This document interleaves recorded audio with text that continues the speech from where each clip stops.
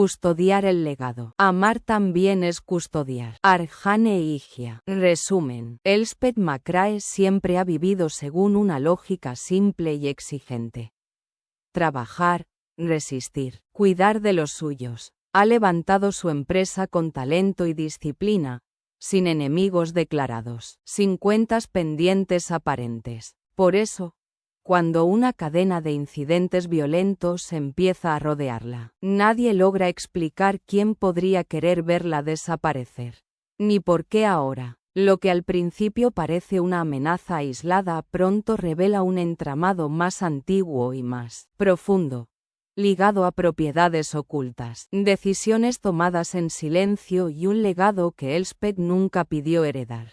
Cada paso que da para proteger su futuro la obliga a mirar hacia atrás, a revisar vínculos, favores y traiciones que creía ajenos. En medio de la investigación aparece Nathaniel Knox, detective de Northbridge y hermano de su mejor amiga. Metódico, contenido, con un sentido del deber que no admite concesiones. Nathaniel entiende demasiado bien que en los casos verdaderamente peligrosos el enemigo rara vez es visible. Su prioridad es una sola: mantener a Elspeth con vida, incluso si eso significa enfrentarse a ella, a sus decisiones, o a lo que empieza a nacer entre ambos.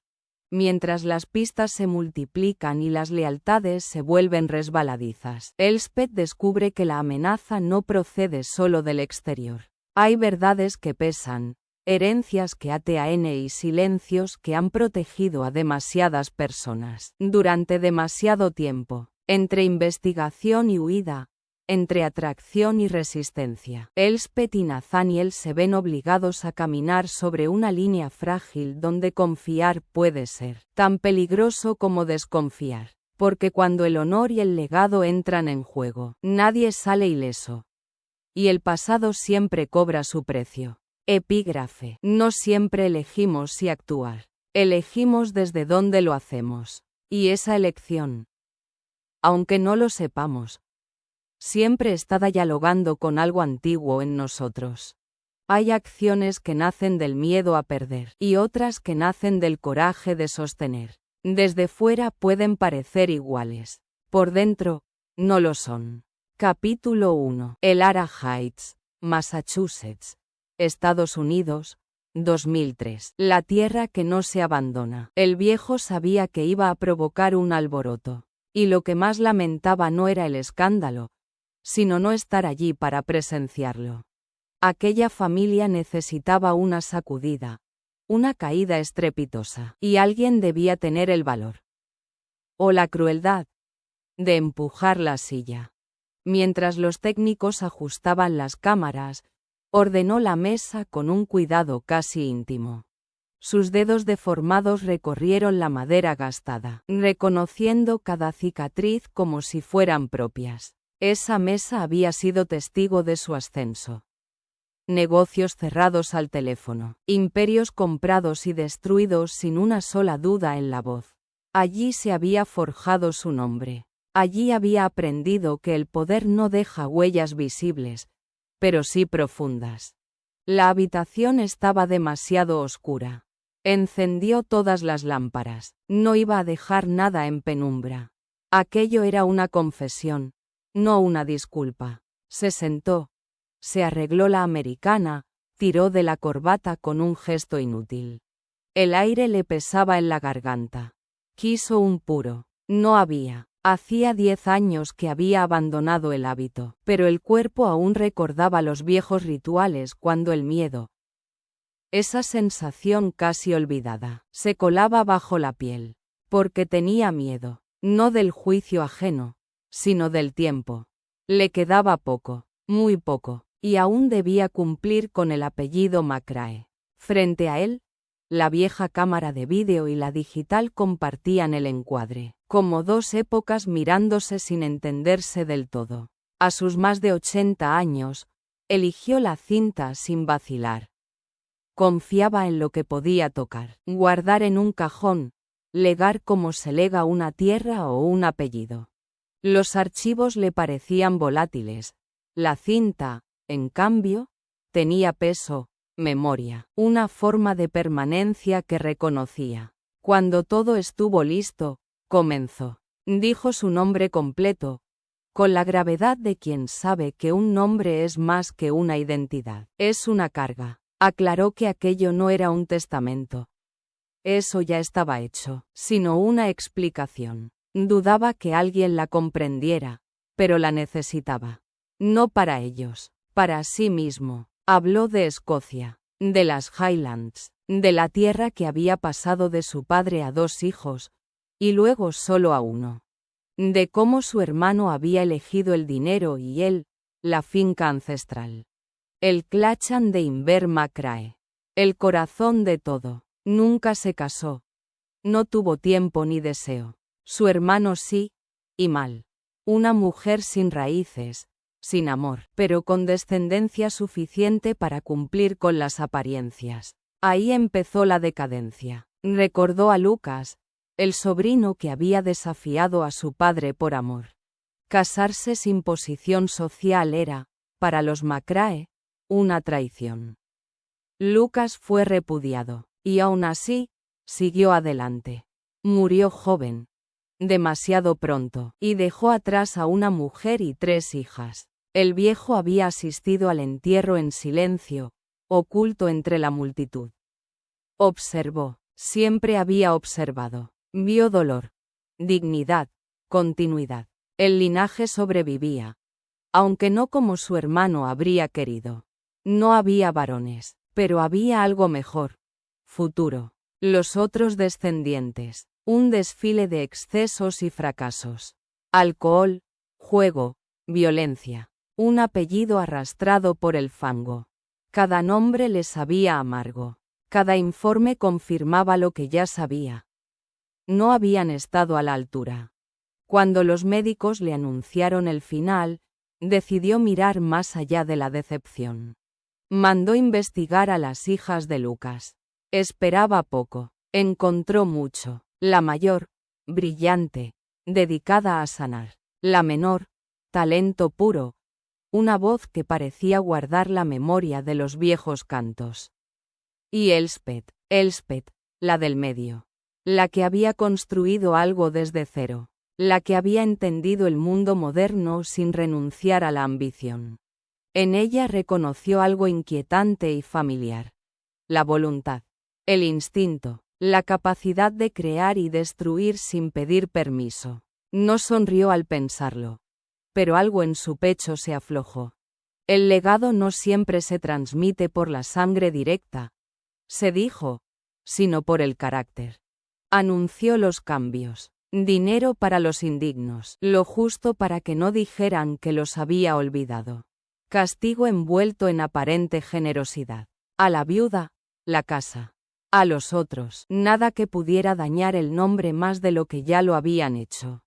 El resto, el verdadero legado, ya estaba decidido. Al terminar, apagó la cámara con un gesto firme.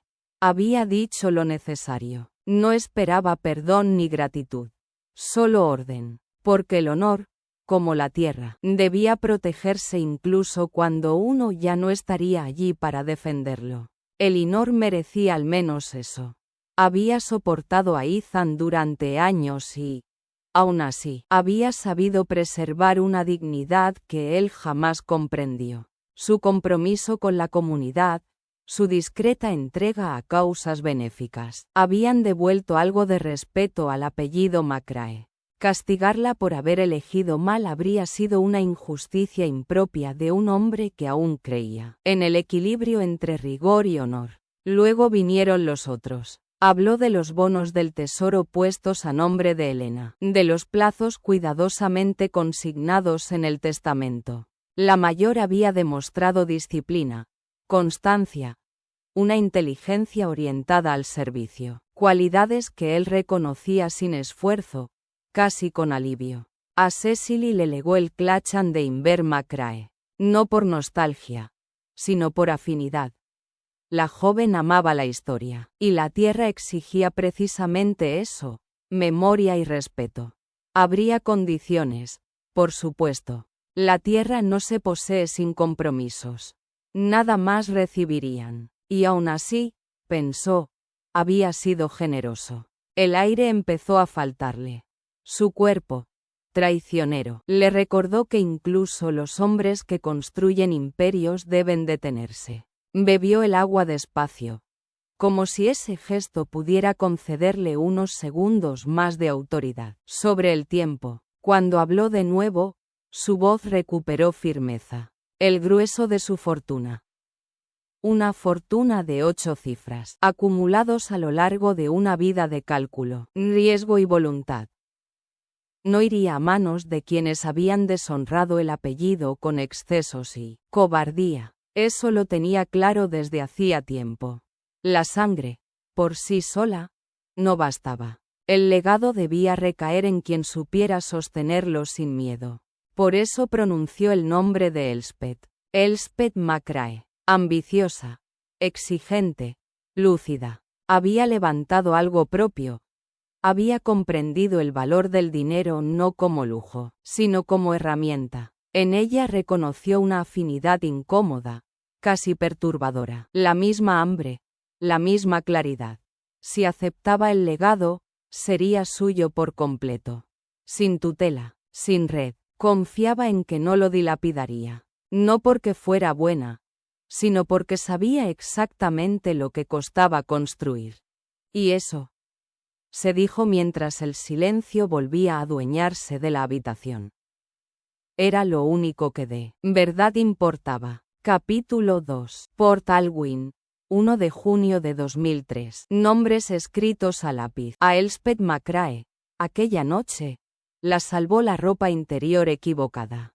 5 minutos después de ponérsela ya sabía que no sobreviviría mucho tiempo dentro de ella. El sujetador la oprimía. La empujaba hacia una versión de sí misma que no reconocía del todo. Sexy, sí, pero no era eso lo que quería proyectar. Era una mujer de negocios, no un escaparate. No necesitaba artificios para ocupar espacio. Ya lo hacía por méritos propios. Y, aún así, había cedido. Siempre cedía cuando sus hermanas se aliaban. Elena había decidido que aquella noche Elspeth debía ser irresistible. Cecily, como siempre, había asentido. Juntas eran implacables. El vestido negro, ceñido, de seda, colgaba ahora sobre su cuerpo como una concesión hecha a regañadientes. Frente al espejo, Elspeth tiró del sujetador con un gesto irritado y pensó, no sin ironía, que quizá aquel sacrificio era el precio de pertenecer a una familia que todavía funcionaba, como un pequeño clan. Cuando se volvió, Elena descendía ya por la escalera. «Estás espectacular», dijo su hermana mayor, evaluándola con una sonrisa cansada. Elspeth no pudo evitar fijarse en las ojeras, en el cabello aún húmedo, en esa belleza natural que no parecía resentirse nunca por la falta de sueño. La de su madre, pensó, con una punzada breve y conocida. Y tú pareces exhausta. Soy estudiante de medicina. Si no pareciera al borde del colapso, algo estaría haciendo mal. Se sonrieron. Bajo las pullas, latía el alivio de estar juntas otra vez. Desde la muerte de su madre, la vida las había dispersado con una eficacia cruel. Northbridge, Benedict, Clearwater Bay. Ahora el tiempo volvía a moverse. Elspeth se quedaría. Elena regresaría a la facultad. Cecily emprendería su propio salto. El cambio era inevitable. La continuidad, frágil. Hablaron de Cecily, de su talento y de sus riesgos, de un muchacho insistente cuyo nombre ya empezaba a sonar como advertencia. Elspeth escuchó, ajustándose de nuevo el vestido, consciente de esa mezcla de orgullo y temor que siempre le despertaba la menor. Demasiado sensible para un mundo que no lo era. El calor se colaba por todas partes. Port Alwyn hervía. La humedad se adhería a la piel como una segunda capa, espesa, sofocante. La ciudad parecía contener el aliento. Incluso los sonidos se arrastraban. El hombre del tiempo celebraba récords desde la televisión, ajeno al cansancio general, mientras Elspeth buscaba un impermeable que sabía innecesario. Precaución, se dijo. Siempre había confiado más en la previsión que en la suerte. La fiesta tendría lugar de todos modos, bajo una carpa blanca instalada antes de que el verano decidiera imponer su ley. La galería de Víctor Bellamy. Amigo, aliado, imposible de rechazar. Inauguraba una exposición polémica. Había amenazas, protestas, expectación. A Víctor le entusiasmaba. A Elspeth, no tanto. Iría. Ayudaría. Cumpliría. Luego se marcharía antes de que la noche reclamara más de lo que estaba dispuesta a dar. Elena regresó con el ceño fruncido. Otra vez Julian. Empieza a inquietarme. Elspeth asintió, guardando la información como quien anota una grieta en un muro antiguo. Todo se estaba moviendo. Demasiado. Se colocó el impermeable sobre los hombros. Tía Moira diría que ese vestido es indecente, comentó Elena, divertida. Dirá que lo es, corrigió Elspeth. Yo solo intento evitar el sermón. Rieron. Pero el nombre de Moira las detuvo un instante. Su marcha dejaba un vacío silencioso. Había sido orden, refugio, presencia constante desde la enfermedad de su madre. Ahora volvía a su vida, a su propia sangre. La echaré de menos, dijo Elena en voz baja. Elspeth también. Lo pensó sin decirlo primero, como tantas otras cosas. La casa cambiaría, ellas cambiarían. El legado, ese tejido invisible que las unía, se estiraba, pero aún resistía. Y Elspeth sintió, sin saber por qué, que aquella velada no sería una más. El calor, el vestido, el peso leve en el pecho, todo parecía anunciar que algo estaba a punto de romperse. Moira había sido una bendición. Llegó cuando el mundo se había quebrado y sostuvo la casa con una firmeza casi sagrada. Cuidó de las tres como si fueran un encargo divino, sobre todo cuando más lo necesitaban. Pero su amor tenía aristas. Era inflexible, vigilante, obsesionada con la moral del cuerpo. Para Moira, los hombres querían siempre lo mismo, y su misión era impedir que lo obtuvieran. Elena la llamaba, no sin ironía, una virgen renacida. Elspeth pensaba que, en el fondo, su tía temía perderlas como había perdido a su hermana. Aprovechando su ausencia, Elspeth cruzó la cocina, apagó la televisión y dejó el impermeable sobre una silla. Las llaves tintinearon en su mano con una prisa casi infantil. No le tenía miedo a Moira, pero sí a sus sermones interminables, capaces de desgastar incluso a una voluntad entrenada como la suya. Elena la siguió hasta el garaje. Ten cuidado esta noche, dijo, sin dramatismo, pero con esa seriedad que solo nace del afecto. Argüena atrae a todo tipo de fanáticos. Elspeth sonrió, ajustándose el bolso. Confiaba en el orden, en la previsión, en la seguridad contratada. Creía, o necesitaba creer, que el caos podía mantenerse a raya con suficientes medidas. Todo irá bien. El calor del garaje la golpeó como una advertencia muda. Se sentó en el coche, cerró la puerta y, antes de marcharse, escuchó a su hermana mencionar su nombre como si fuera ya una marca, una promesa. Sí, pensó mientras avanzaba lentamente entre el tráfico denso. La vida estaba yendo bien. No perfecta, pero firme. Había construido algo real con sus manos, sin herencias ni atajos. Lo curioso era que todo había comenzado como un gesto pequeño. El deseo de regalar algo propio. Recordó el olor desagradable de una vela en el despacho de un profesor. La intuición súbita de que podía hacerlo mejor. La cocina convertida en laboratorio. los fracasos, la expulsión al sótano por parte de su madre, no como castigo sino como permiso tácito para persistir. El verano entregado por completo a los experimentos, las bibliotecas, los manuales.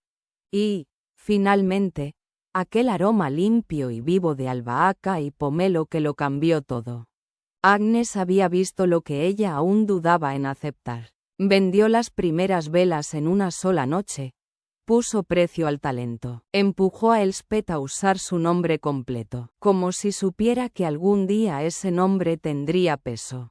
Luego vinieron los pedidos, el local barato en una zona imposible, las noches sin dormir, el crecimiento lento y obstinado. Elspeth aprendió pronto que la creación exige renuncia. Regresó a Northbridge para formarse mejor. Dejó la empresa en manos de su madre cuando el dinero apenas alcanzaba. Volvió cuando la enfermedad reclamó presencia. Tras la muerte de Sloane, el mundo se volvió más silencioso, más exigente. Pero Elspeth no se detuvo. Transformó el dolor en impulso. Terminó su formación. Soñó más lejos. Ahora estaba lista. Había ampliado la línea, bautizado perfumes con los nombres de quienes amaba, negociado nuevos espacios, pensado en contratar más manos. The Rowan House llamaba a la puerta. El futuro empezaba a adquirir una forma concreta. Capítulo 3. Lo que el viento trae de vuelta. Mientras el coche avanzaba bajo el cielo espeso de Port Alwyn, Elspeth comprendió que aquel también era un legado. No heredado, sino forjado. Y por primera vez en mucho tiempo, sintió que estaba preparada para sostenerlo. Sonrió al pensarlo. Cuando tuviera un respiro económico, lo primero sería un coche con aire acondicionado de verdad. Aquel apenas exhalaba un aliento tibio, inútil, como si incluso la máquina se negara a aliviarla. Ajustó las rejillas sin convicción. El calor se le había instalado dentro. La visión de Stonegate terminó de ensombrecerle el ánimo. La finca de Víctor se alzaba con una arrogancia heredada. Hierro forjado, tecnología silenciosa. 2 leones vigilando la entrada como si custodiaran algo más que una propiedad. Todo allí hablaba de linaje, de poder transmitido sin esfuerzo. Elspeth lo observó con una distancia casi ética. Ella había aprendido a construir desde el suelo. Un guardia comprobó su nombre. Las verjas se abrieron. La casa coronaba la colina. La galería, en cambio, aguardaba a medio camino, orientada al sur, flanqueada por una carpa clara que parecía provisional y, sin embargo, destinada a durar una noche decisiva. Seguridad, camareros, movimiento constante. Víctor esperaba al mundo entero. Cruzó el césped con cuidado. El móvil sonó antes de alcanzar el sendero de piedra. Elspeth, querida, ¿ya has llegado? La voz de Víctor flotaba, encantadora y ajena a todo esfuerzo. Estoy en tu jardín. Perfecto. Yo sigo luchando con el armario. Confesó. No sé si lino blanco o raya diplomática. Hay críticos esta noche, ya sabes. Uno debe transformarse. Ella sonrió, con afecto y una ironía que solo se permitía en silencio. Víctor siempre se vestía para el papel. Estarás impecable. Tardaré un poco. Voy a recoger a Arwena. ¿Podrías revisar la carpa por mí? Confío en tu ojo. Elspeth aceptó. Sabía que aquel favor también era una forma de pertenecer, de ser necesaria. Dentro, la carpa respiraba con dificultad. Los aparatos de aire rugían sin vencer al calor ni al trasiego. El buffet brillaba en plata y cristal.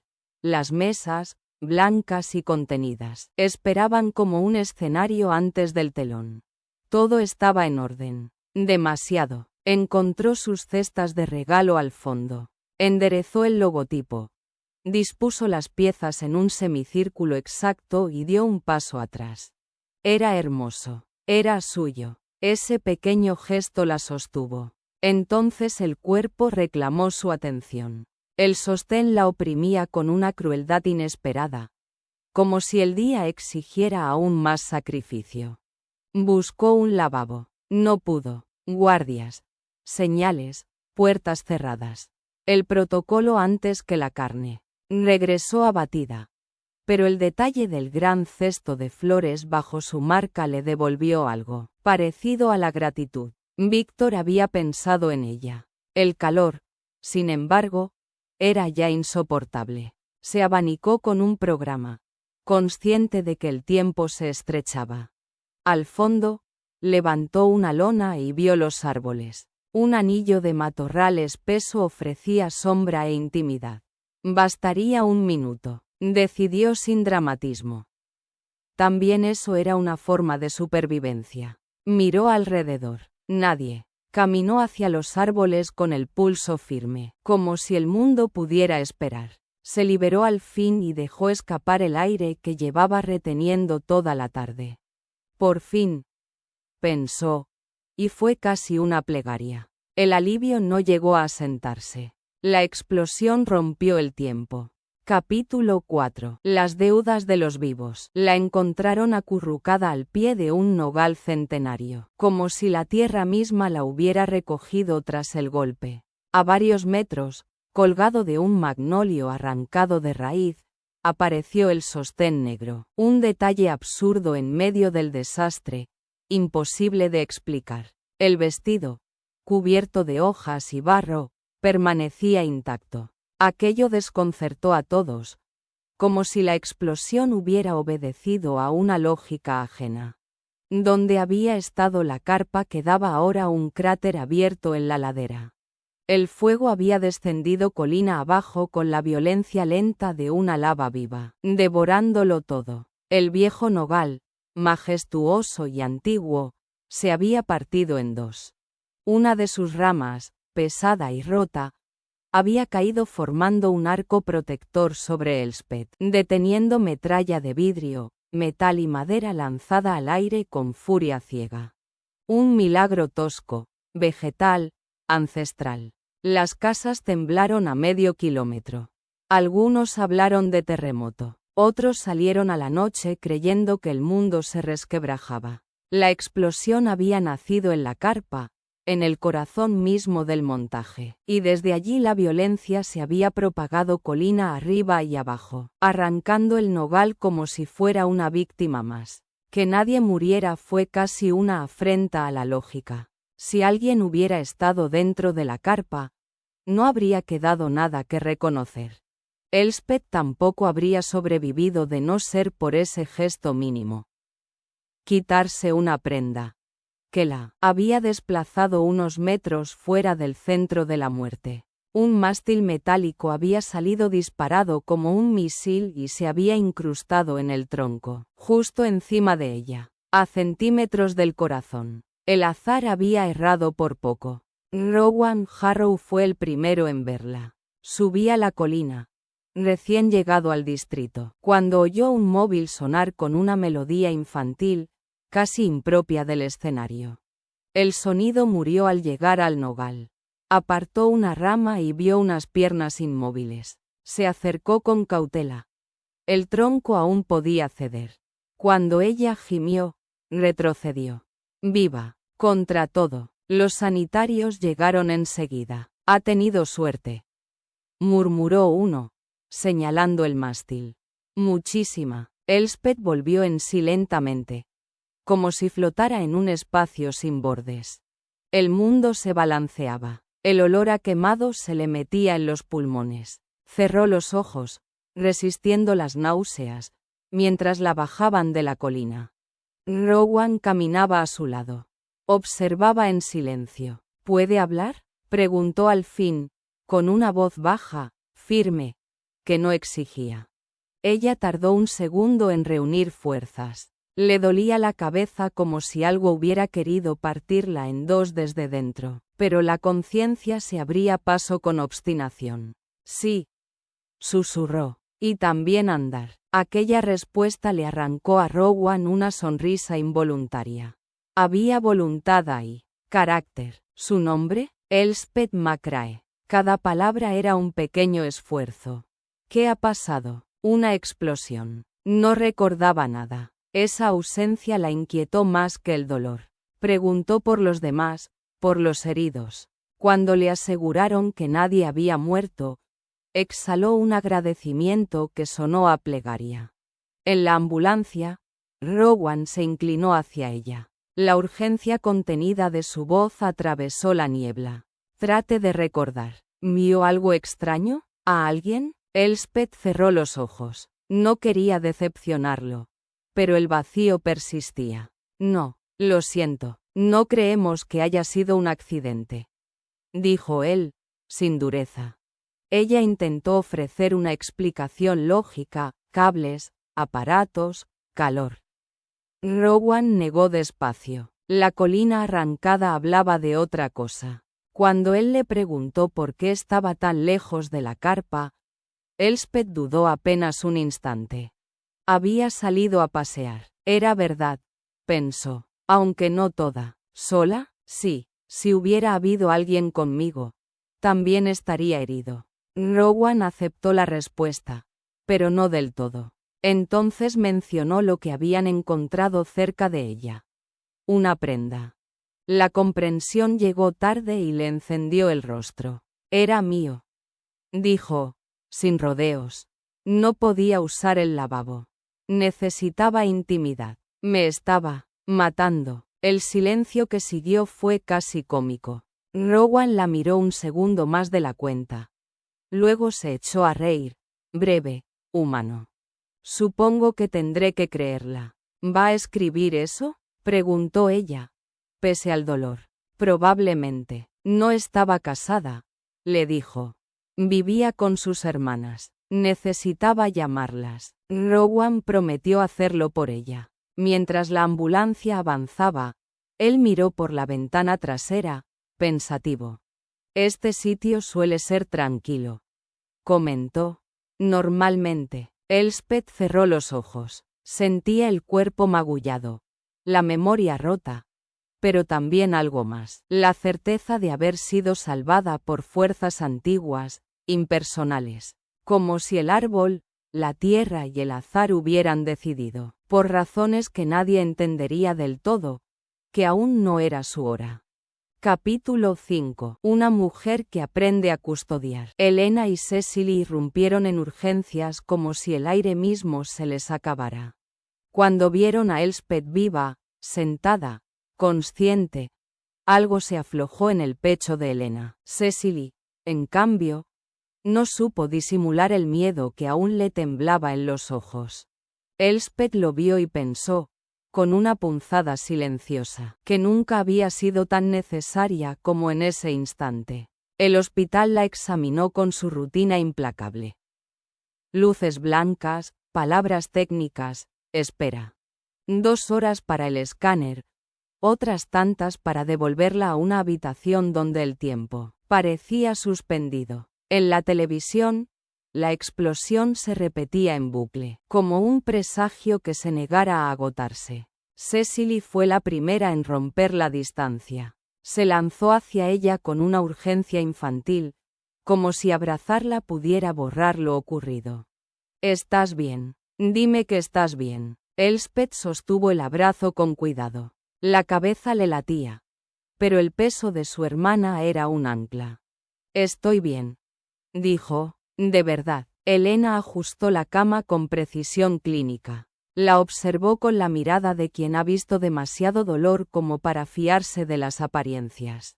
Me ves a mí, no a 3, ¿verdad?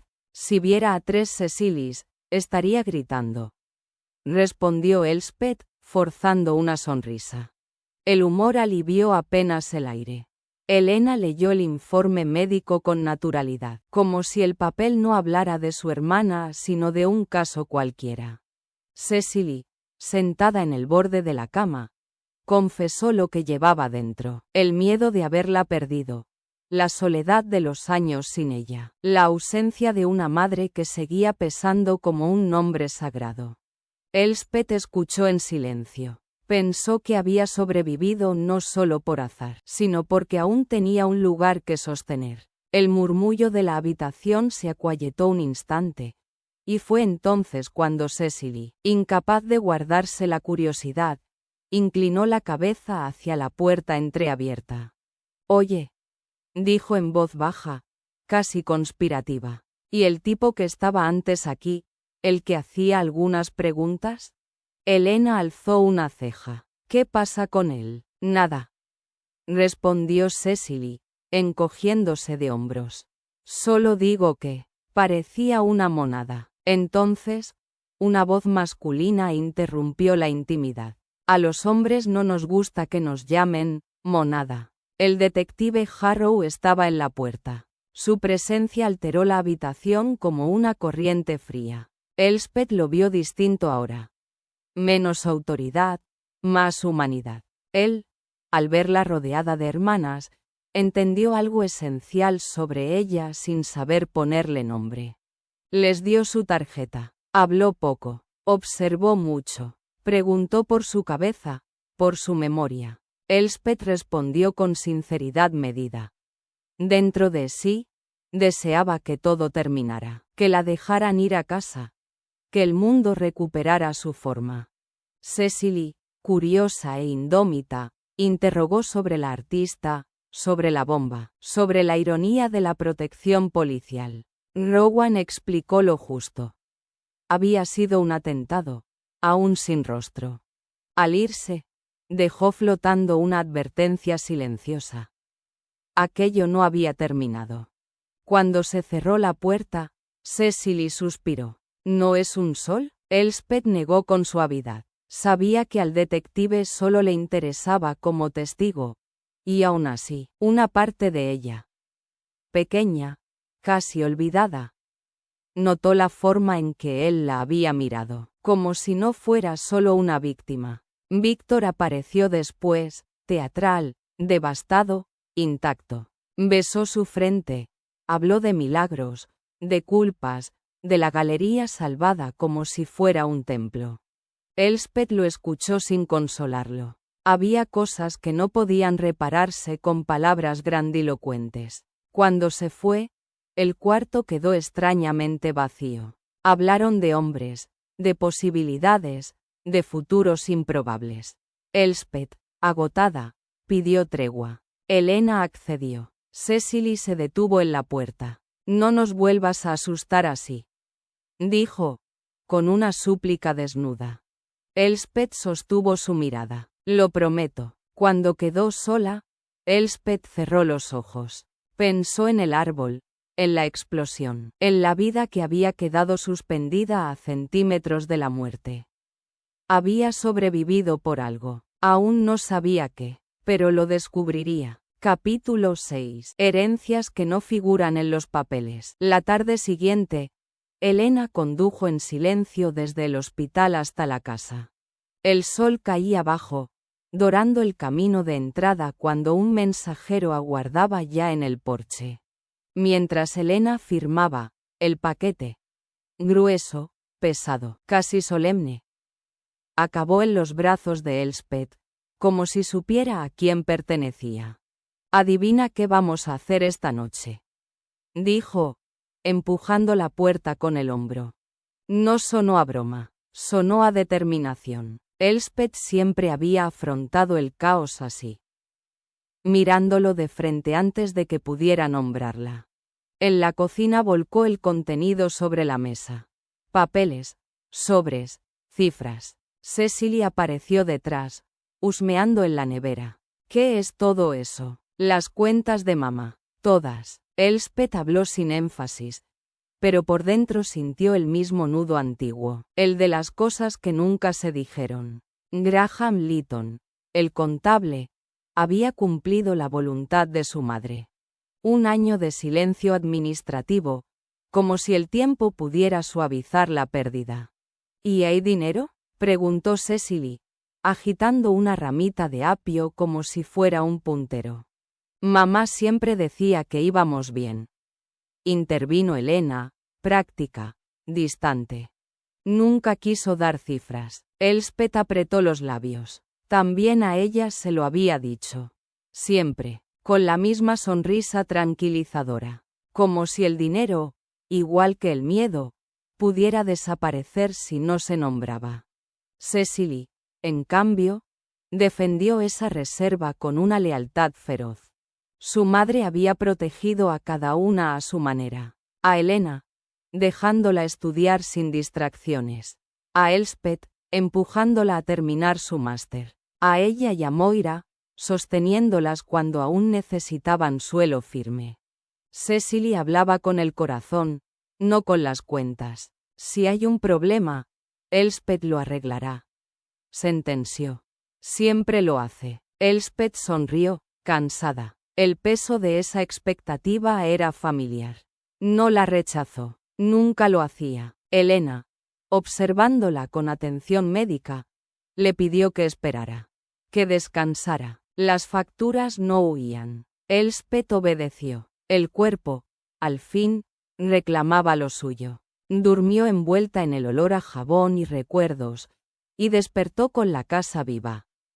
Voces, pasos, el aroma de pollo asado y manzanas al horno ascendiendo por la escalera como una promesa antigua. Desde la cama oyó a la tía Moira impartiendo órdenes, ejerciendo ese cuidado invasivo que confundía vigilancia con amor. Moira siempre había estado ahí, sólida, ineludible, guardiana de un legado que no terminaba de explicar. Cuando Elspeth bajó, la casa ya había vuelto a su equilibrio precario. Cecily salió cantando hacia su vida futura. Elena fue al supermercado, y Elspeth quedó sola con la mesa. Abrió los sobres con método, hasta que llegó el del Crestfield Bank y Trust. El nombre no le decía nada. Eso fue lo primero que la inquietó. Lo segundo fue la firma. Leyó una vez, luego otra. El mundo no se rompió. Se replegó. No, pensó, con una calma que la asustó. Esto no puede ser, pero lo era. No había pensión, ni fondo de inversión, ni seguro, solo un préstamo a 3 años, casi $300.000, venciendo en 4 semanas. Todo puesto como garantía, todo, la casa, los bienes, su empresa, su nombre. Elspeth apoyó la mano en la mesa. No lloró. La sangre McCrae no se permitía ese lujo en el primer golpe. Sintió, en cambio, algo más antiguo. La llamada del legado, el peso del honor, la certeza de que su madre había apostado por ella sin pedir permiso. Madre, susurró, ¿qué hiciste? Y en ese silencio comprendió que no solo estaba en juego el dinero. Era la herencia invisible. La de resistir, sostener y no ceder jamás lo que llevaba su nombre. Capítulo 7. El miedo como idioma secreto. Elspeth caminaba de un lado a otro de la cocina con la carta del banco en la mano, como si el papel ardiera. Había leído los documentos una y otra vez, buscando una grieta, un error, cualquier señal de que aquello no fuera definitivo. No la encontró. Su madre había firmado la renuncia a todo. A la casa, al futuro, al margen de maniobra. A ella, sintió primero cólera, luego una tristeza más honda, casi respetuosa. Comprendió al fin el silencio de su madre, aquella negativa obstinada a hablar de dinero. No había sido prudencia, había sido ocultación. Un sacrificio decidido en soledad. ¿Pensaste en mí?, se preguntó Elspeth, sin reproche, con ese amor que solo llega cuando ya no hay respuestas. Miró por la ventana, esperando el coche de Elena. Pensó en decírselo todo de golpe, en compartir el peso. Pero enseguida desistió. Elena tenía por delante 18 meses de lucha implacable en medicina. Esta verdad no cambiaría nada, salvo robarle el sueño. Elspeth decidió cargar sola con el legado, como su madre antes que ella. Mañana, se dijo, si yo lo decido. Luego pensó en Cecily, en la universidad, en las matrículas. El futuro empezó a encogerse, y aún así Elspeth no se permitió el pánico. Se sentó, tomó papel y bolígrafo, y volvió a los números. Había que encontrar una salida. Siempre la había. El timbre sonó como un disparo. A través de la ventanilla lateral vio a un hombre joven, inquieto, cambiando el peso de un pie a otro. Cuando abrió la puerta, el olor a alcohol la golpeó antes que su voz. Él dio un paso adelante. Ella retrocedió instintivamente, sin perder la firmeza. ¿Está Cecily? No, respondió Elspeth, cerrando apenas más la puerta. ¿Dónde está?, insistió, con una agresividad que ya no se molestaba en disimular. Se presentó como Julian Fairborn. Demasiado mayor para Cecily, demasiado seguro de sí mismo, atractivo de forma superficial, como una promesa vacía. Elspeth comprendió en un segundo que no estaba allí para escuchar. No está en casa, repitió.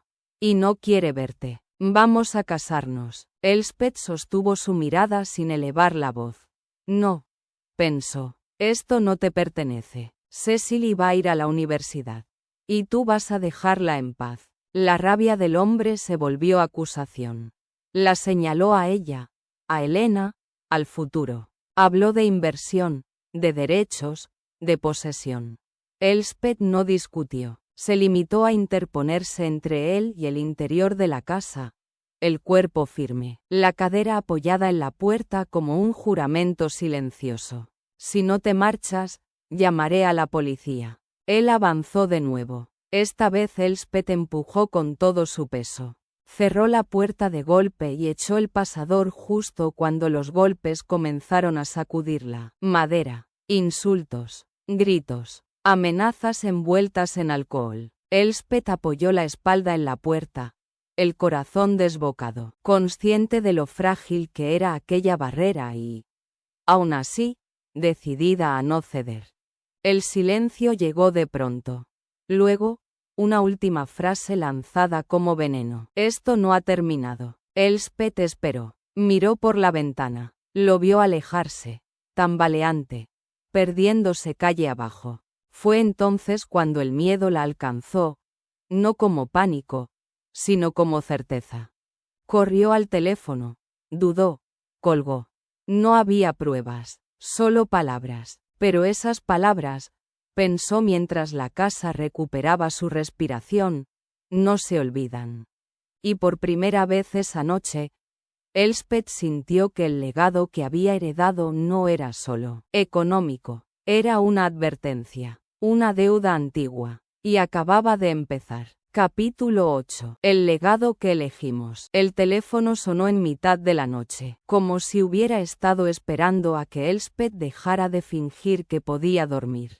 Estaba despierta desde hacía horas. Había visto volver a Cecily y a Helena. Había contado lo justo sobre Julian, lo suficiente para no mentir, no tanto como para alarmarlas del todo. El resto, el abismo económico, la cuenta atrás, se lo guardó.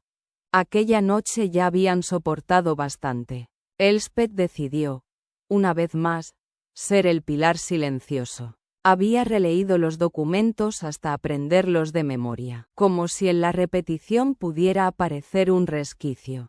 No apareció. El timbrazo la sacó de ese bucle. Contestó rápido, con el miedo clavado en la garganta, temiendo una voz conocida y peligrosa al otro lado. ¿Te he despertado?, preguntó Agnes. El alivio fue inmediato, casi doloroso. No, no he dormido, respondió Elspeth. ¿Qué pasa? Agnes sonaba tensa. Demasiado. Elspeth lo supo antes incluso de que hablara. Las malas noticias nunca esperan a la mañana. ¿Por qué no contestas mis correos? He estado con facturas. Hubo un silencio breve. Elspeth entendió que su amiga necesitaba rodeos, espacio. La presión hacía que Agnes se cerrara. Así que siguió el juego. Habló de nada, de lo cotidiano, hasta que el estómago se le anudó. Dios mío, pensó, esto es grave. Elspeth, incapaz de sostener el peso sola, soltó todo de golpe, casi sin respirar. El préstamo imposible, la renuncia firmada por su madre, la explosión. Esperó una reacción. No llegó. Echo de menos hablar contigo, dijo Agnes, ausente. Elspeth comprendió entonces que no la estaba escuchando.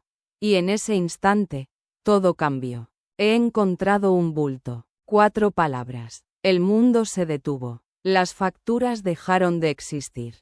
El dinero perdió sentido. ¿Dónde?, preguntó Elspeth, con una calma aprendida a la fuerza. En el pecho izquierdo. Ya hay pruebas. Me operan el viernes. Agnes hablaba de vuelos, de horarios, de reservas. Se aferraba a los detalles como a un salvavidas. Elspeth la reconoció en ese gesto. El control como antídoto contra el miedo. «Harías lo mismo», se dijo. «Estoy ahí mañana», prometió Elspeth. «No lo pienses. No se lo diré a mi familia», añadió Agnes. «Aún no. No puedo con eso ahora». Habló de sus padres, de Nathaniel, de aquel disparo que casi lo mata, de cómo la familia había envejecido de golpe. Elspeth recordó el hospital, la espera interminable, el miedo compartido. Asintió en silencio. Entendía demasiado bien. «De momento, solo tú y yo», dijo Agnes. «Siempre», respondió Elspeth. Cuando colgaron, Elspeth recogió los papeles con una serenidad artificial y los arrojó al cesto de la ropa. «No a la basura. No todavía. Aún hay tiempo», se dijo. «Poco, pero tiempo». Apagó las luces. Llevó el cesto a su habitación. Lo escondió en el armario como quien oculta un secreto antiguo, y se metió en la cama. No lloró hasta que la oscuridad la envolvió por completo. Entonces sí. Lloró por su madre, por Agnes, por el legado que estaba heredando sin haberlo pedido. Capítulo 9. Cuando la memoria se convierte en promesa. Agnes jamás había sido puntual, y aquella tarde no iba a traicionar su naturaleza. Elspeth la esperaba frente a las puertas del aeropuerto, la bolsa a los pies. Cuando el coche apareció al fin en la zona de recogida, Agnes no apagó el motor. Abrió el maletero, rodeó el coche y la abrazó con una urgencia contenida, como si en ese gesto se jugara algo más que un saludo. «Me alegro de verte». «Yo también. Sabía que vendrías. Siempre vengo». Un policía las obligó a moverse. No volvieron a hablar hasta que el coche se deslizó por la carretera, lejos ya del ruido del aeropuerto. Agnes lanzó una mirada rápida a Elspeth. «¿He tardado mucho?» 15 minutos. Elspeth sonrió. «Tienes un aspecto horrible. Tú estás peor». Era una broma. Un pacto antiguo. Agnes siempre había sido deslumbrante. Pero ahora su piel estaba pálida, como si incluso las pecas hubieran decidido retirarse. «No voy a decir nada», pensó Elspeth. «Todavía no. Ojalá te hubieras quedado a vivir aquí», dijo Agnes, acelerando hacia la ruta federal 17. «Northbridge me encanta. Pero alguien tiene que mantener el hogar en pie». Elspeth pensó en sus hermanas, sobre todo en Cecily, en la forma en que aún buscaba a su madre en cada esquina de la casa. Pensó también, sin decirlo, en la matrícula, en los números imposibles, en el tiempo que se le acababa. «¿Estás muy asustada?», preguntó al fin, sin rodeos. Agnes no fingió. «Mucho». Hablaron del cirujano, de la biopsia, de las posibilidades. Elspeth escuchaba con la atención grave de quien sabe que su papel es sostener. Miró el río Asford brillar al sol y se aferró a esa imagen como a un presagio amable. «Lo superaremos», dijo. «Sí», respondió Agnes, como quien decide creerlo. La conversación derivó, como siempre, hacia la risa. Recuerdos de infancia, venganzas absurdas entre hermanos, el caos entrañable de una familia ruidosa.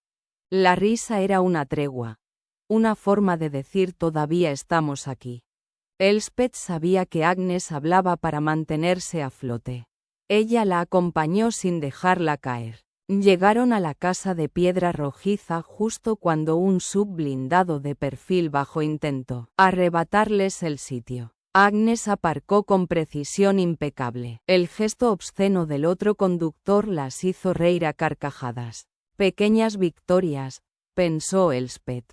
Aún cuentan. El apartamento seguía siendo el mismo refugio de siempre. Madera oscura, alfombras orientales, libros hasta el techo. Olía a limpio, a hogar, a una lealtad silenciosa. Elspeth reconoció sus propias velas, sus lociones, dispuestas como talismanes. Agnes no decía te necesito, pero lo había dejado escrito en cada detalle. Elspeth dejó la bolsa en la habitación de invitados y recorrió el piso con una familiaridad que dolía un poco. Aquel lugar era una pausa, no un destino. Lo sabía. Agnes también. La cocina, estéril y funcional, parecía ajena a todo aquello.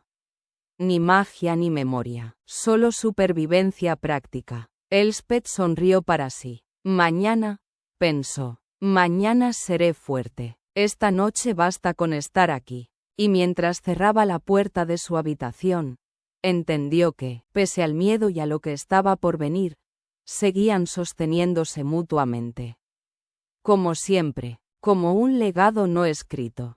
Capítulo 10. Elegirse también es un acto de honor. Elspeth dejó la bolsa en la habitación de invitados y cruzó la casa como si midiera un territorio conocido que, de pronto, había cambiado de pulso. Al pasar por el despacho se detuvo. El escritorio de Agnes estaba cubierto de papeles, un desorden impropio, casi una señal de alarma. Algo se ha quebrado, pensó, y dio un paso atrás justo cuando Agnes apareció en el umbral. Vaya panorama, dijo, con una ligereza que no alcanzaba a ocultar la grieta. Elspeth la observó con atención. Conocía esa mesa limpia como un altar. Si ha permitido esto, es porque ya no controla la tormenta. Agnes no tardó en decirlo. Una demanda, documentos legales, un hombre que reclamaba como propio lo que ella había creado. Al pronunciarlo, se alejó hacia el salón, como si necesitara distancia incluso de sus propias palabras. Sentada en el sillón, descalza, Agnes habló de abogados, de cuentas congeladas, de la injusticia como si fuera una ecuación más que resolver. No puedo ceder, se decía, porque ceder sería traicionarme. Elspeth, frente a ella, sentía crecer una mezcla de admiración y miedo. Sabía que esa calma era una forma de guerra. No vas a pactar, afirmó, más que preguntó. Jamás, respondió Agnes. Esto no va de dinero. Va de no entregar lo que no pertenece a nadie más. Hablaron de hermanos, de hombres ausentes, de esa independencia que ambas defendían como un estandarte y una condena. Somos fuertes hasta que nos quedamos solas, pensó Elspeth, sin decirlo. Rieron al reconocer su torpeza sentimental, una risa breve, casi necesaria para no quebrarse. Luego Agnes recordó la llamada, la operación, y esa palabra que había quedado flotando. Explosión. ¿Intentabas cocinar otra vez? Bromeó, con cansancio. Elspeth negó, y decidió contarle la verdad más tarde. Primero comer, caminar 2 manzanas, refugiarse en un restaurante discreto donde nadie las conociera. Allí, entre cucharas inmóviles y sopa enfriándose, el silencio pesó más que la conversación. Elspeth sintió el nudo en el estómago, la amenaza del llanto. No ahora, se ordenó. Cuando por fin habló de la explosión, mostró los golpes como pruebas de algo que aún no sabía nombrar.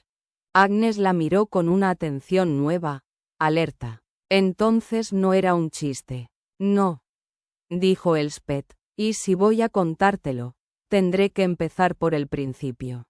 Hizo una pausa, como quien abre una puerta antigua. ¿Has oído hablar del Wonderbra? Capítulo 11. La memoria también tiene raíces. Elspeth había aprendido a recordar solo lo esencial. De los años de hospitales. La larga vigilia junto a la enfermedad de su madre. No conservaba imágenes, ni colores, ni muebles. Las salas de espera se le borraban como si nunca hubieran existido. Todas debían de ser iguales, frías, impersonales, con paisajes fingidos colgados de las paredes. Lo que no olvidaba eran las personas. Y el miedo, ese aire contaminado que se pegaba a la piel y pasaba de unos a otros, como una herencia silenciosa. Recordaba familias hechas nudo, cuerpos que se sostenían mutuamente para no caer.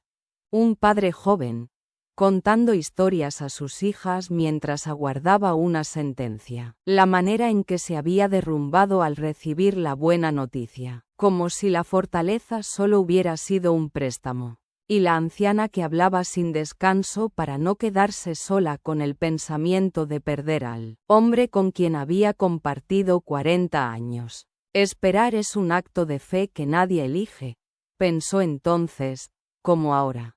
Nada había cambiado. Agnes había entrado al quirófano con horas de retraso, y Elspeth la había acompañado hasta donde la dejaron.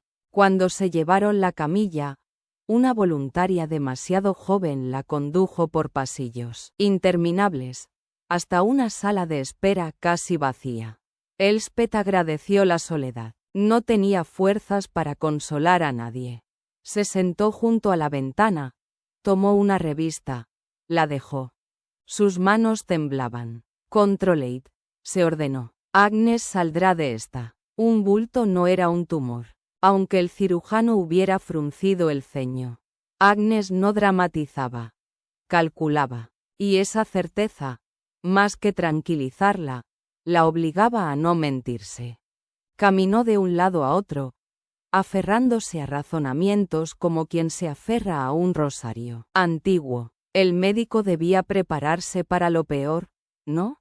Las estadísticas jugaban a favor. Las mujeres de la familia habían vivido mucho, demasiado como para que el miedo dictara sentencia. Otra vida entera, se dijo, y el recuerdo de la semana anterior le cayó encima como una sombra. Se sentó, vencida por un cansancio antiguo.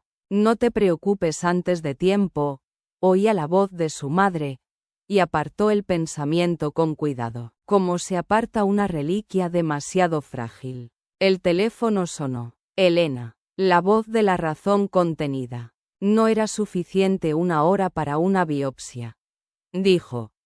Aún podían estar empezando. Elspeth respiró mejor. Luego llegaron los nombres. Julian Fairborn, insistente. Cartwright, un banco. Urgencia. Elspeth cerró los ojos. Siempre vuelven, pensó. La deuda, el reclamo, la herencia maldita. Mintió con calma. Aplazó el futuro al lunes. El honor también consiste en elegir cuándo luchar. Colgó justo cuando pronunciaron su nombre. Al alzarse, vio al cirujano acercarse. Lo primero que leyó en su rostro fue la sonrisa. Y en ese gesto, mínimo, humano, Elspeth sintió como algo antiguo y profundo se reordenaba en su interior, como si el legado del miedo, por una vez, hubiera decidido conceder tregua. Capítulo 12. Memoria y elección. La noticia cayó como una bendición antigua. Agnes no tenía nada grave. El cirujano lo dijo con la naturalidad de quien devuelve un objeto valioso a su dueño, y a Elspeth se le vaciaron las fuerzas de golpe. Durante un segundo pensó en abrazarlo, como si aquel hombre hubiera pronunciado un juramento sagrado. Agnes pasaría la noche en observación. Una reacción leve a la anestesia, nada más.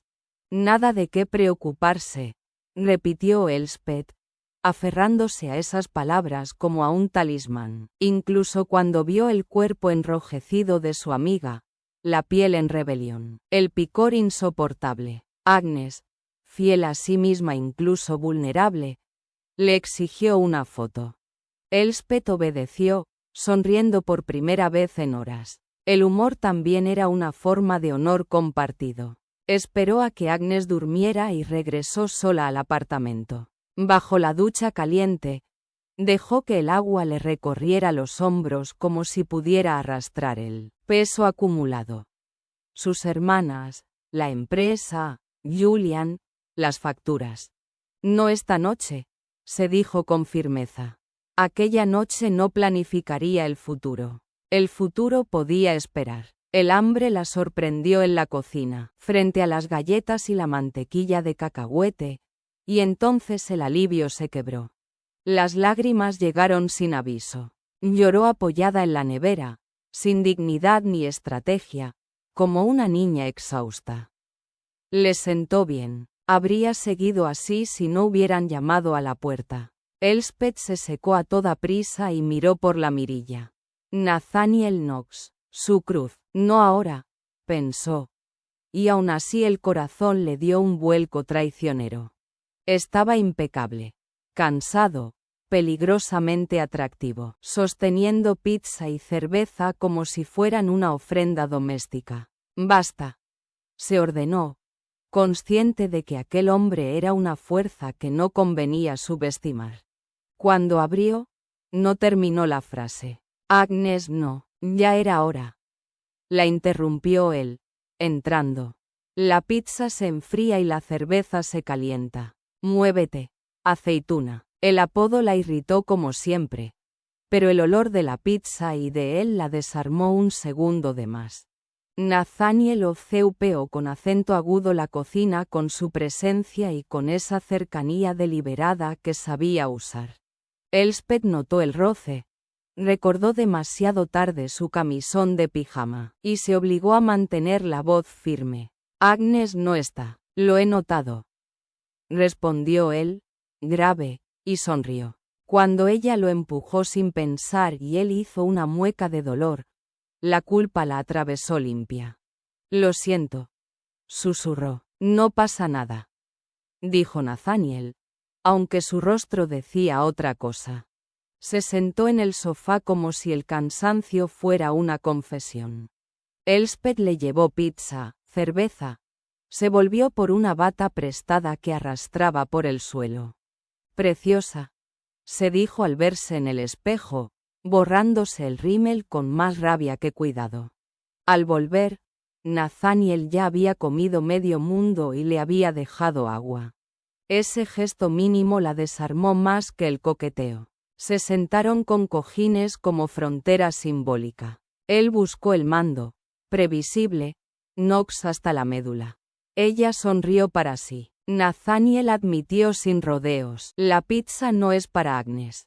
Es para ti. Y entonces la verdad, dicha con la misma naturalidad peligrosa, estaba allí porque Agnes se lo había pedido. Porque la familia no abandona. Elspeth sintió algo antiguo acomodarse en el pecho. Una mezcla de gratitud y recelo. Siempre vienen, pensó. Siempre se quedan. Cuando ella le pidió que se fuera, Nathaniel la miró con atención real. Antes estabas llorando. Ha sido una semana difícil, admitió ella, sin bajar la guardia. Hay otras formas de desahogarse, dijo él, alzando las cejas. Elspeth decidió contraatacar, cansada de huir. ¿Y si te besara? Nathaniel la sostuvo con la mirada, serio ahora, la sonrisa lenta. Inténtalo. El silencio se tensó como una cuerda antigua. Elspeth sintió el vértigo de sus propias ganas y dio un paso atrás. Quizá más tarde. Nathaniel rió por lo bajo. Y en ese espacio suspendido, ambos supieron que no era una retirada. Era una promesa peligrosa, heredada de algo más profundo que el deseo. Elspeth tenía la boca seca. Bebió agua despacio, como si ese gesto mínimo pudiera devolverle el control. No entendía por qué estaba tan alterada. Solo sabía que no debía permitir que Nathaniel lo advirtiera. Para ocupar las manos, ordenó los periódicos con una pulcritud innecesaria. Esto es absurdo, se dijo. Lo conocía desde siempre. Nunca había provocado en ella esa inquietud, esa turbación impropia. Elspeth no era mujer de fantasías. Vivía anclada a lo real, al peso concreto de las decisiones.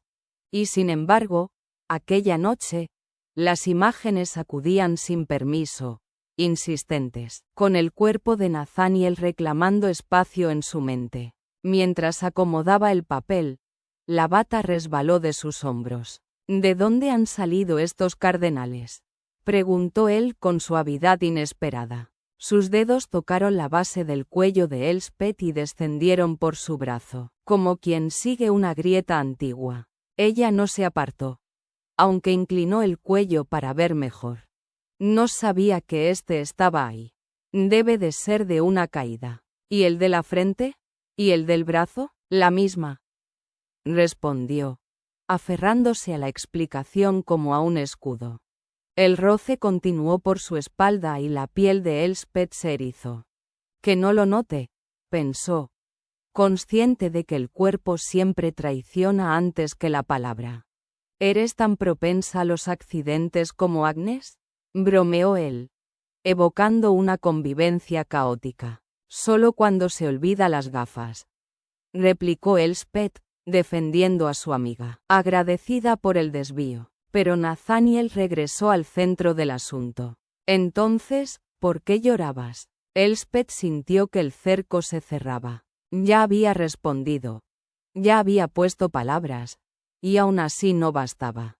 Le arrebató el mando y subió el volumen, refugiándose en un anuncio estridente. Un espectáculo grotesco de patriotismo comercial. El ruido era una muralla improvisada. Nathaniel la atravesó con un gesto simple. Apagó el sonido. No es bueno guardarlo todo dentro. La comprensión en su voz fue su derrota. Elspeth notó cómo las lágrimas rompían la contención. Vete, pensó con desesperación. Antes de que me vea así. Deberías irte, dijo al fin, con la voz temblorosa, indignada consigo misma por esa fragilidad impropia. Tal vez debería quedarme, respondió él, sin imponerse. El mando pasó de unas manos a otras, un gesto nimio convertido en símbolo de una lucha silenciosa. Nathaniel hizo zapping, pero la miró de soslayo. Sus ojos, claros y atentos, sostenían una preocupación real. Eso la desarmó más que cualquier roce. No hace falta, insistió ella. No necesito que te quedes. Entonces me iré. Aceptó él, con una docilidad que no esperaba. Elspeth quiso explicar, cerrar, salvar la dignidad del momento. No pudo. Las palabras se disolvieron en un sollozo involuntario. La noche, cargada de todo lo no dicho, reclamó su tributo. Capítulo 13. Un amor que no renuncia. Elspeth se incorporó del sofá con un movimiento torpe, impulsada por la necesidad casi física de recuperar algo de dignidad y abandonar la habitación, con la cabeza alta. Pero Nathaniel no se lo permitió. La atrajo hacia sí y la sentó en su regazo, como si ese gesto bastara para sostenerla. No dijo nada. Durante largos minutos fue solo un cuerpo firme rodeándola, unos brazos torpes pero obstinados, una presencia que no exigía explicaciones. Elspeth lloró contra su hombro hasta vaciarse, y cuando las lágrimas cesaron llegó el temblor involuntario, el hipo infantil que la avergonzaba. Se prometió apartarse, recomponerse. No lo hizo. Nathaniel. Él sonrió, suave, como si el mundo no estuviera a punto de quebrarse. Sí, no se lo digas a nadie. Decir que, mientras hablaban, Nathaniel jugueteaba distraídamente con un mechón de su pelo. Olía a fruta madura, a algo doméstico y peligroso a la vez.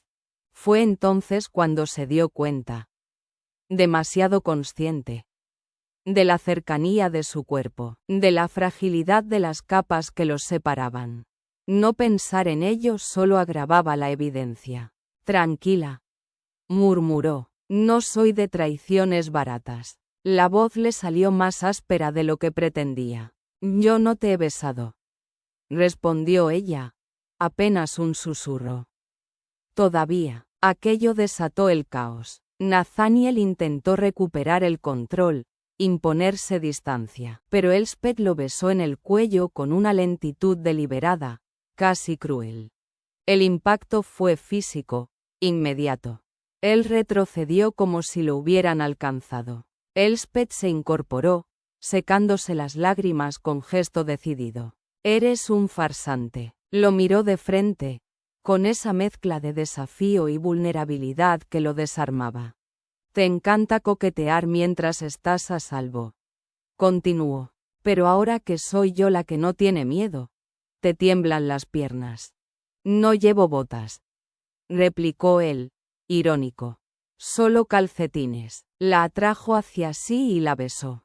No fue un gesto ligero ni inocente, sino un contacto que alteró el aire, lento, profundo, como si ambos supieran que cruzaban una frontera invisible. Elspeth respondió sin reservas, y el deseo recorrió su cuerpo con una violencia inesperada. Durante un instante, quiso creer en la huida perfecta. Una noche sin consecuencias, sin memoria. Pero no era tan sencillo. Nunca lo era para ella. Mientras lo besaba, mientras reconocía con los dedos la cicatriz de su hombro. Marca de una herida antigua, casi fatal. Comprendió que el miedo no era al deseo, sino a la herida que podía venir después. Nathaniel lo supo también. Por eso le tomó la mano, la detuvo. «Elspeth, no vamos a hacerlo». Ella lo oyó, aunque no respondió de inmediato. El cuerpo iba por delante del pensamiento, y separarlos dolía. Cuando por fin se apartó, lo hizo en silencio. Se quedaron de pie, uno junto al otro, demasiado cerca. Nathaniel pensó en lo fácil que sería quedarse, en lo difícil que sería marcharse. La deseaba, sí, pero no a cualquier precio. Querer no era lo mismo que tomar. «Tengo que irme», dijo. «Entonces vete», respondió ella, aunque lo retuvo un segundo más. «Oh, quédate». Fue solo un instante suspendido, cargado de todo lo que no sucedería. Nathaniel bajó suavemente sus brazos. «Lo sé», admitió Elspeth. «Es una mala idea». Retrocedió apenas un paso, pero no retiró la mirada. Nathaniel entendió entonces que esa lucidez no era una renuncia, sino una advertencia tardía. La besó como quien cruza un umbral sabiendo que no habrá retorno. En el temblor de Elspeth, en la forma en que su cuerpo respondía antes que su razón, Nathaniel sintió quebrarse la última defensa. Debería parar, se dijo. Y sin embargo ya la alzaba, ya la llevaba consigo como si obedeciera a una antigua promesa. «Es una locura», murmuró. «Una sola noche». Elspeth no respondió con palabras. Lo hizo con ese abandono decidido que no pedía futuro. En la cama, el mundo se redujo a piel, respiración y urgencia. Nathaniel la recorrió como si intentara memorizarla, y Elspeth se aferró a él con una intensidad que la sorprendió a sí misma. No buscaba placer únicamente, sino olvido, una tregua breve contra todo lo que dolía. Cuando por fin se unieron, Nathaniel percibió algo más hondo que el deseo, una vulnerabilidad casi sagrada. Alzó el rostro, inquieto.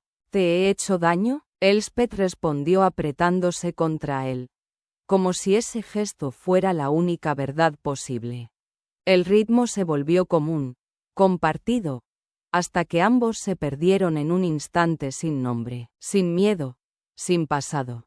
Solo ese presente absoluto donde no había heridas ni consecuencias. El final llegó como una marea. Elspeth quedó sin pensamiento, sostenida apenas por el latido desbocado de su propio cuerpo. Nathaniel cayó a su lado con cuidado instintivo, protegiendo el hombro herido, y la miró como si acabara de descubrir algo irrepetible. «Oh, Elspeth». Ella sonrió con cansancio. Lo besó una vez más y cerró los ojos. Exhausta, vulnerable, viva, Nathaniel se levantó al cabo, venciendo la tentación de quedarse inmóvil. El ruido del baño marcó el regreso lento de la realidad. Elspeth se giró, se cubrió con la sábana y se aferró a la almohada. No pienses, se dijo. No ahora. Cuando él volvió, la luz rozó la cama. Elspeth fingió dormir. Tal vez así él se iría sin palabras, sin arrepentimientos. Pero el colchón cedió. Nathaniel la atrajo contra sí con un gesto seguro, antiguo. Besó la curva de su cuello. ¿Duermes? Sí, respondió ella, traicionándose al suspirar. No lo parece. Elspeth se tensó, incómoda ante la cercanía, ante lo que aquello podía significar si se pensaba demasiado. ¿Qué haces? Aún te estoy queriendo, susurró él.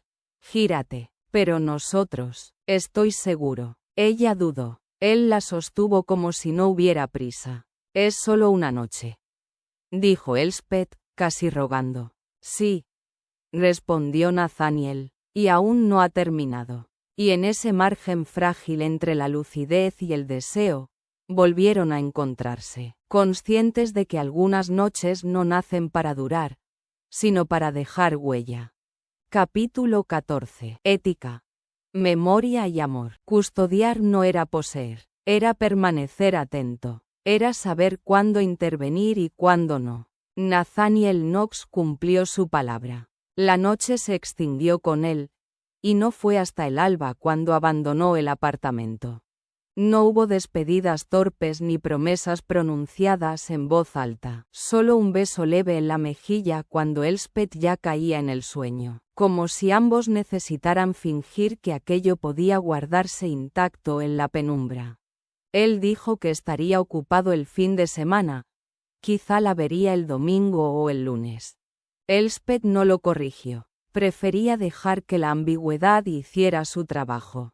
Sabía, con una certeza incómoda, que mirarlo de nuevo a los ojos sería una prueba para la que aún no tenía fuerzas. Se dijo que era fuerte, sofisticada, que sabría manejarlo. El mundo siguió. Agnes permaneció en observación hasta el domingo y luego durmió como si el cuerpo necesitara olvidar. Elspeth pidió comida hecha, apagó las luces temprano y sostuvo el silencio como una tregua. Cuando Agnes quiso que se quedara unos días más, Elspeth negó con suavidad. Necesitaba volver a casa, afrontar lo que la esperaba y, sobre todo, marcharse de Northbridge antes de cruzarse otra vez con Nathaniel. Cada vez que su nombre aparecía, ella lo enterraba bajo otro tema. No era habitual en ella ocultar nada a Agnes, pero esto no era nada habitual. Esto era un error precioso y peligroso. Voló de regreso con un alivio que solo llegó cuando el avión despegó. Decidió no pensar en él. Lo ocurrido no podía deshacerse, pero sí podía enterrarse. Sin embargo, el cuerpo no obedecía. Las imágenes regresaban, tercas. Cuando intentaba leer o fingir dormir, se reprendió con dureza. Aquella indisciplina la enfurecía más que el deseo. Al aterrizar en Port Alwyn, el cielo ya anunciaba tormenta. En el aparcamiento de larga estancia, los relámpagos rasgaban el aire como presagios antiguos. Entonces oyó un motor acelerar. Un coche blanco cruzó el estacionamiento con violencia. Ventanas tintadas, sin rostro visible. Volvió a pasar. Y otra vez. Elspeth sintió. No pensó. Sintió. Que la buscaban. Se apartó a tiempo. Se golpeó. Maldijo su torpeza y su paranoia. Cuando por fin se sentó en su viejo coche, el calor la envolvió como un castigo. Intentó convencerse de que no era nada. No lo consiguió. En un semáforo, escuchó el mensaje. Un tal Harold Pierce, contratista. Hablaba de un almacén, de reformas, de cajas ya trasladadas. Nada de eso tenía sentido. Elspeth devolvió la llamada con la mandíbula tensa. El hombre insistía en verla allí cuanto antes. Decía que las cajas estaban dentro desde la mañana, que no sabía quién las había llevado. Colgó con una inquietud densa, Antigua, como si algo se hubiera puesto en marcha sin su permiso. Llamó a sus hermanas. No contestaron. Dejó un mensaje breve y tomó el desvío hacia Clearwater Bay. El barrio aún no había sido redimido por la modernidad. Calles agrietadas, fachadas rotas, promesas de futuro escritas en folletos. A Elspeth siempre le habían atraído esos lugares en tránsito, donde el pasado aún respiraba bajo el polvo. Pensó en su empresa, en los empleados que quizá tendría que despedir, en la dignidad como último refugio. Se obligó a dejar de compadecerse. Aparcó frente a la puerta lateral del almacén. No había ningún otro vehículo. Ni ruido, ni movimiento, solo el edificio esperando, como si guardara algo que llevaba su nombre. Capítulo 15. Cuando el capital aprende a cuidar. A veces la vida no nos empujaba para castigarnos, sino porque ya no cabíamos donde estábamos. El quiebre no siempre era una pérdida. A veces era la única forma que tenía la verdad de entrar en escena. Elspeth iba a apagar el motor cuando el teléfono sonó. Se reclinó en el asiento. Ajustó las rejillas para robarle algo de aire al calor y atendió con una calma que no sentía. Soy Pierce. ¿Ha llegado ya? Sí, 5 minutos, dijo él. Café, añadió, como si la cortesía pudiera ordenar aquel lugar inhóspito. Elspeth rechazó la oferta. Le sorprendió a sí misma irritada por la trivialidad del intercambio, por ese modo de hablar que rozaba lo inconsciente. Cuando él mencionó el fuego olvidado la última vez, una alarma muda se encendió en ella, breve pero incisiva. Aquí nada está bajo control. Intentó volver al asunto de las existencias, dejar claro que aquello no debía estar allí, que no había autorizado nada. Pierce se disculpó con una corrección mecánica y colgó antes de escuchar lo esencial. Elspeth apretó los dientes. Aquella conversación no había servido para nada, salvo para confirmar que alguien había movido piezas sin su consentimiento. Lanzó el móvil al asiento. Rebotó y desapareció bajo él, como si también quisiera huir. Al inclinarse para recuperarlo, el coche emitió ese sonido antiguo y conocido que hablaba de fatiga, de límite. Elspeth reaccionó por instinto. Apagó el aire, luego el motor. Se quedó inmóvil un segundo, apoyada en el salpicadero, respirando despacio. Primero una cosa, luego la siguiente, se dijo, aferrándose a ese orden mínimo como a un legado aprendido. Entonces el mundo se quebró. El almacén estalló. El golpe fue absoluto. Un rugido sin forma que levantó el coche y lo sacudió como a un juguete. Las ventanillas explotaron en una lluvia blanca y feroz. El fuego se alzó como una muralla viva y devoró el edificio en un instante. Fragmentos de metal y piedra atravesaron el aire, el calor dobló los neumáticos, y el interior del coche fue arrancado y arrojado lejos, como si una mano invisible hubiera decidido borrar toda frontera entre dentro y fuera. Elspeth salió despedida, sin grito, sin tiempo, el cuerpo vencido por la onda, la conciencia apagada. Quedó tendida en el asfalto, rodeada de llamas y ruinas, mientras el humo ascendía al cielo tormentoso. Como si el pasado, al fin, hubiera reclamado su tributo. Capítulo 16. Amarse sin huir. El hospital de Clearwater Bay respiraba una quietud antigua, como si las paredes guardaran memoria de otras vigilias. Cuando Elena entró por fin en la habitación, lo primero que dijo fue una palabra cargada de presagio. Déjà vu. No lo dijo en broma. Lo dijo porque el miedo se parecía demasiado a algo ya vivido. Porque ver a Elspeth tendida, pálida bajo la luz amortiguada, despertaba en ella una intuición que no quería nombrar. Cecily, a su lado, no pudo contenerse. Podías haber muerto. Elspeth escuchaba desde lejos, como si las voces atravesaran agua espesa. Sabía que seguía allí por algo más que azar. Había una razón, un hilo invisible que aún la sujetaba al mundo, aunque no lograra recordarlo del todo.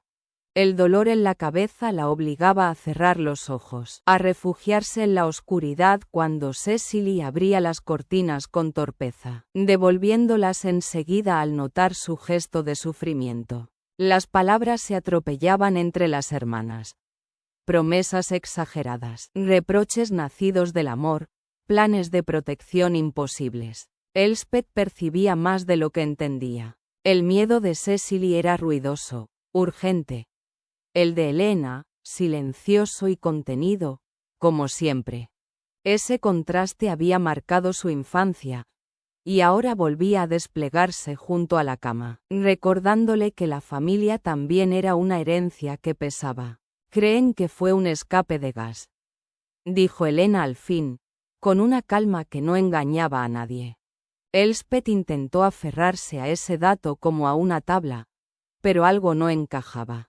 En su mente, fragmentada, no había fuego ni ruido, solo una insistencia absurda, casi ridícula. El olor del café, una imagen que no le pertenecía. Aquello la inquietó más que la explosión misma. El humor torpe de Cecily, su comentario sobre el neurólogo, mono, rompió la tensión por un instante. Elspeth rió, y el dolor la castigó por ello. Cerró los ojos, deseando desaparecer bajo la manta y borrar el día entero. No estaba preparada para preguntas, y mucho menos para recuerdos. «No me acuerdo», admitió al final. «Siento que debería, pero ahora mismo no puedo». Elena aceptó esa respuesta sin forzarla. Cecily tardó más, pero terminó cediendo. Cuando se fueron, la habitación recuperó su silencio, y Elspeth cayó en un sueño profundo, como si su cuerpo reclamara tregua antes de enfrentar lo que faltaba por emerger. Horas después, la voz de Agnes al otro lado del teléfono le devolvió el mundo. Elspeth le contó todo lo que recordaba. Los accidentes, la explosión, la sensación persistente de que algo no iba bien. Y también aquello que no lograba encajar. «No recuerdo la explosión», confesó, «pero no dejo de pensar en café». Agnes intentó restarle importancia. Apeló a la mala suerte, a la imaginación febril. Elspeth quiso creerle. Sin embargo, cuando el nombre de Nathaniel surgió en la conversación, sintió un vuelco interior, una alerta súbita que no sabía explicar. Demasiadas coincidencias, demasiados silencios. Colgaron. Agnes no dudó ni un segundo antes de marcar otro número. «Alguien quiere matar a Elspeth», dijo, sin rodeos, y al pronunciarlo, comprendió que lo decía no como una broma, ni como una superstición, sino como una verdad que acababa de aceptar.